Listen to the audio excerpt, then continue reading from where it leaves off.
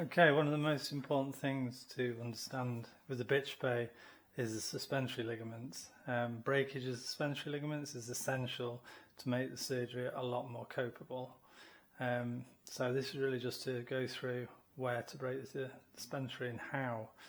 Now, the uterus obviously is attached to the ovary. Whenever we break suspensory, we must have hold of the ovary.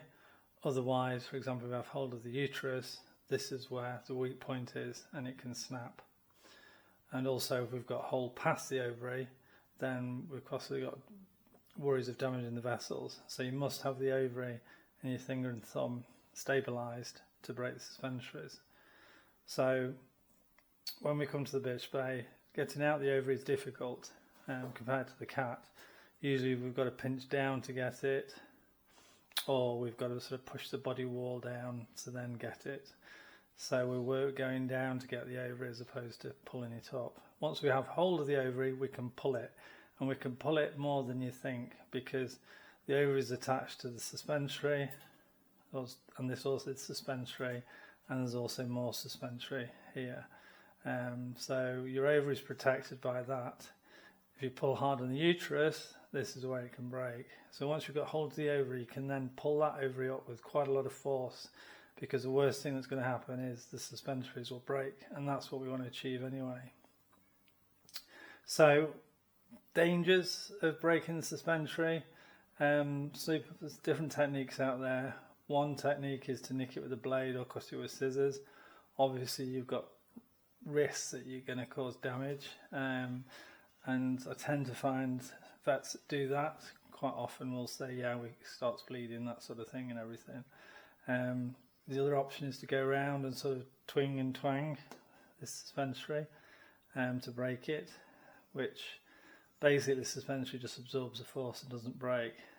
The best way to go down is your finger all the way down to the base where it inserts to the last rib and tweak it.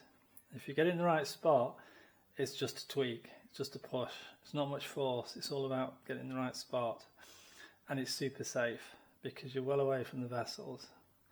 People that do it here, one of my friends, he was trying to break a suspensory here, and he ripped through like that because the force he was using was quite high, so he went woof like that, and then he managed to rip the ovarian artery off the aorta, and the dog died in 5 minutes on the table. There's nothing he could do. So trying to break ground here carries its risks. The deeper you are, the safer you are, and also the easier it is to break. It's like pulling up a weed. If you get down to the root, it's a lot easier. If you're doing it high up, it's not very easy. Now the two ligaments I want to show you is the suspensory, as we refer to it here, and there is another ligament there which goes to the kidney. There also is a suspensory ligament, but we always refer to this top one as the suspensory that goes to the last rib. So when you first put your finger in, you could feel both ligaments. Majority of the time you'll just feel the suspensory that we want to break, and you'll be able to go down. But the important thing is when you follow it down, you can feel yourself going past the kidney. Quite often it's sort of round it or under it or something like that. If you're going down and it's coming to the kidney, then you know it's the wrong one. About 80% of dogs, the suspensory is the most obvious, the taut one, and it's quite straightforward. 10% dogs, both can be fairly equal, and it can get a bit confusing. So again, you must check you're going past the kidney. And then there's a few dogs where the kidney ligament is actually tauter than the suspensory ligament. Those are the more difficult because obviously if we break this, it still keeps the ovary very deep. Occasionally when it's like that, I will massage it slightly here to take a bit off the kidney. If we break the suspensory and the kidney ligament, boof, like that, it's not the end of the world. The reason we want to keep this kidney one is it protects the vessels. So when we're tugging around on this ovary, the suspensories take the force, not the vessels. But if both these are broken and then you pull on the ovary, it's the vessels then that will take the force here.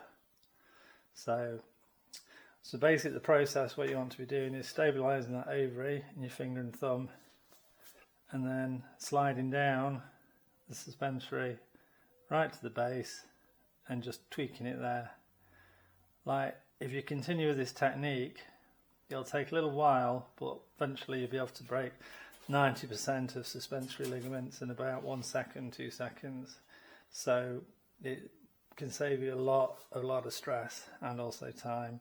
And once that ovary is released, it's a completely different ball game. So the other thing I just want to show you is we hold the ovary, we tend to lean to the back of the dog, and we put our finger down the suspensory, and follow it down the top. This is where most people do the twinging and twanging, and it just absorbs the force. But if you can get right down to the base here and just push it there, that's where it will break. So just to recap, so ovary, you go in, you just get the uterus. Can't get to the ovary by pulling the uterus up, so we pinch down to get the ovary, and then we pull the ovary up with quite some force because the suspensories are protecting the vessels. Stabilise the ovary, get a finger going down the suspensory and tweaking at the base, and usually that can release it by 1-2 inches, something like that.